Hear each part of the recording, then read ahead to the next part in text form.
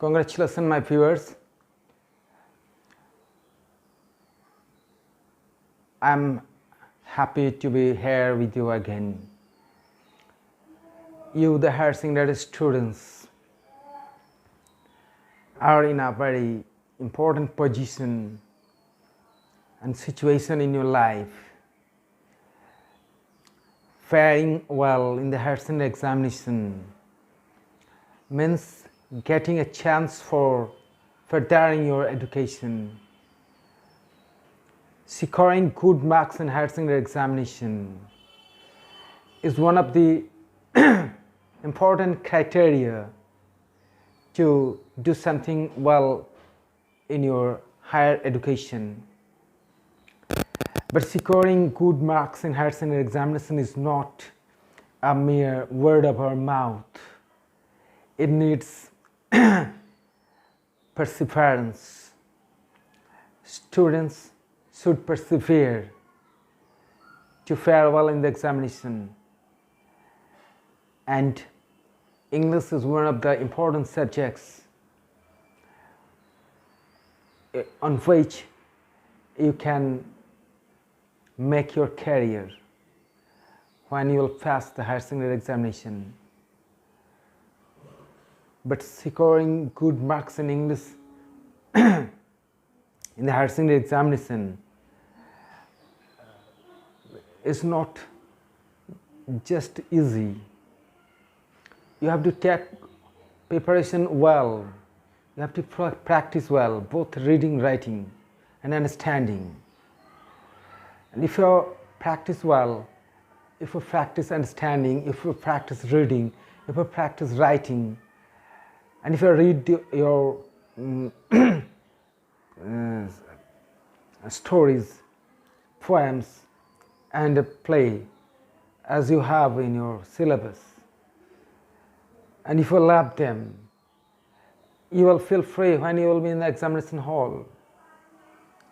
And today I'm here to clarify one of the important questions of the higher secondary examination. In the next year, there's a probability for this question to be set in our higher secondary examination. The question is, do you think that the title of the story, The I's Habit, is appropriate? This is one of the important questions. It's probable to be set in the higher secondary examination next year. So be serious on it. Just listen to what I say and practice it. And my viewers, if you have any interest in this topic, means this particular story of Ruskin Pond, please view it. And in the next time, to get my other clarifications through videos, please subscribe this channel of mine. I's Habit is an interesting story. And you know, Ruskin Pond is a dear short story writer of the Indians. He has a magic hand in writing short stories. The characters he portrays in the stories are very interesting, and they have touch of something great in their own mind, and there's something just experimental to deal with the emotions of human mind, the characters in his stories. And here I's Habit is interesting in the sense that Ruskin Pond has dealt with two blind persons in his story, this very popular story, The I's Habit. But the name I's Habit is not a straight one.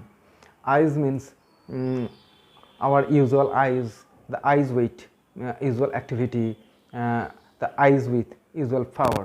But here the two characters we have, the one of them is the narrator himself, and another is a girl. Both of them are blind, and both of them were going to somewhere, means to different destinations, and they happen to be in the compartment, in the same compartment of a train.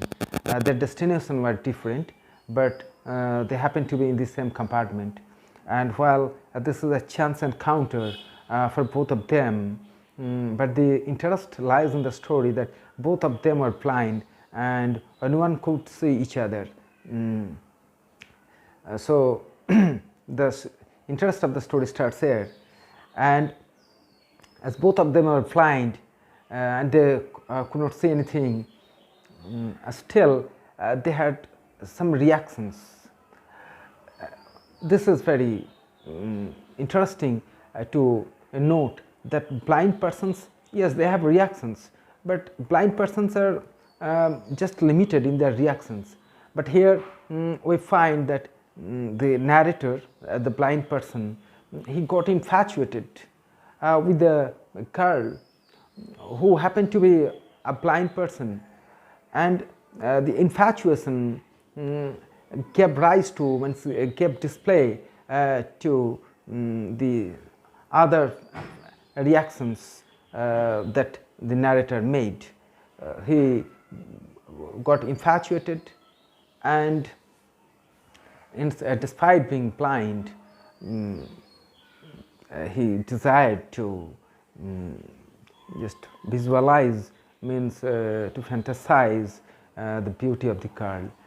He made comments on the girl's face. He just tried to touch the hair of the girl, the blind girl, and also her voice, it also charmed him. So a blind girl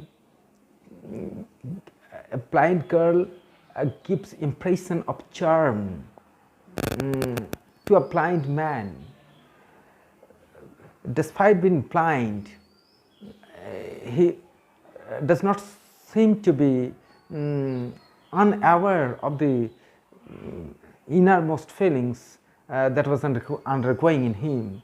So the writer tried to show and just tell us that we may be blind, but our inner feelings, inner sensations, our attraction to the opposite sex never dies. Our apparent usual eyes, the eyes of usual activity,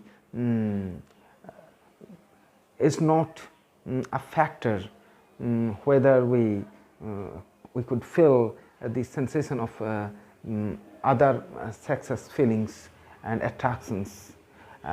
Despite being blind, one can have the feeling of attraction towards the opposite sex, and this happened to the narrator.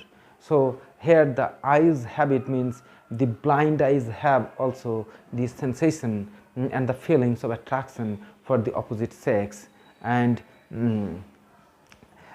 throughout their journey, both of them got lively, and they impressed the readers as to the way that they were really usual person. They have everything as we have.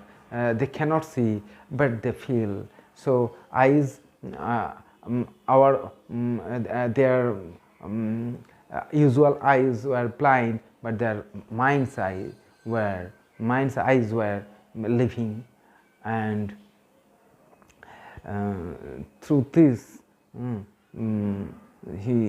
the writer Ruskin Bond, he tries to hint at that our feelings, the perennial feelings, the inherent feelings, the inborn feelings of human beings for love, romance, and also attraction for the opposite sex, infatuation, etc., and a quest for beauty, and to quest for a desire for the fulfillment of unachieved things, like our feelings, they never die, whether we have eyes that are usual or blind. Here eyes means blind eyes, and habit means the power of feelings, the power of attraction, and the feelings for opposite sexes. So here very artistically we find that Ruskin Bond has given this title or this title has been chosen rightly, and it has an appropriate title in the sense that the story deals with the persons whose eyes were very significant, in the sense that despite being blind, they can feel the call and the feelings of their innermost heart and thing. So this is a right one.